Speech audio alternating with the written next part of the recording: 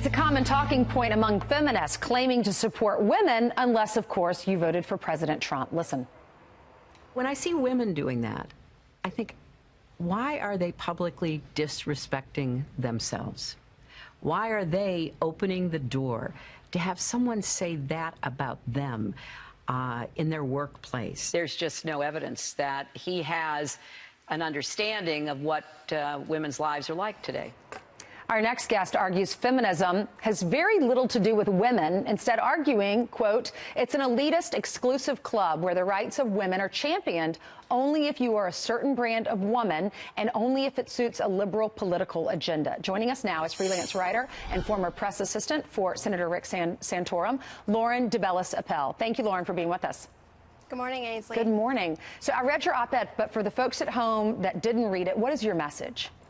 Well, you know, I think millions of people just like me that voted for President Trump, and there's 42% of us that voted for him and chose not to vote for Hillary Clinton. We are tired of hearing from people like her and Michelle Obama and liberal Hollywood elitists that we should vote for somebody just because they're a woman. We're tired of being lectured to about what we should think and what we should believe and who we should vote for. We are intelligent people and we can think for ourselves. And the definition of feminism is to think independently. And apparently that's not what we're allowed to do anymore. A lot of Republicans say the feminists are teaching tolerance of everyone, women's rights, unless you think differently than they do.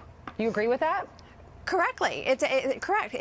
You're allowed you're not allowed to think differently than they do, and if you do, you're shamed and you're ostracized by them and by the Hollywood elitists that think like them, and we don't want to be lectured to anymore. People were really they were so upset with Hillary, as you remember, when she said the deplorables, calling all the people who support Donald Trump deplorable. She lost a lot of votes because of that. She is in that soundbite that we played at the beginning, at the top of this interview.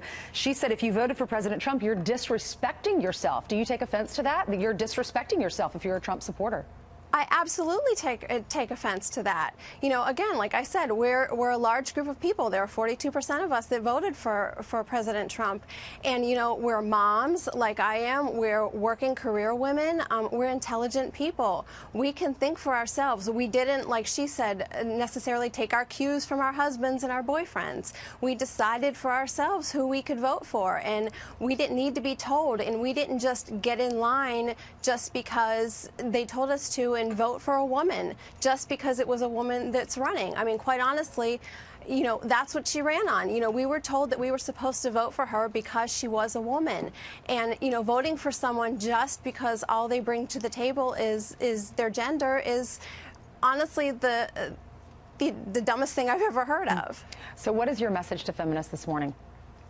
It's, you know, I think we need to be more inclusive. I think that we need to support each other no matter what our views are. And I think that we need to stop lecturing each other.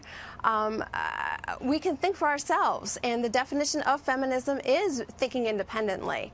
You know, we can decide for ourselves what we believe. We're intelligent human beings, and we don't need to be told what to do. Okay. We can choose that for ourselves. Thank you so much, Lauren. You can catch the op-ed on foxnews.com.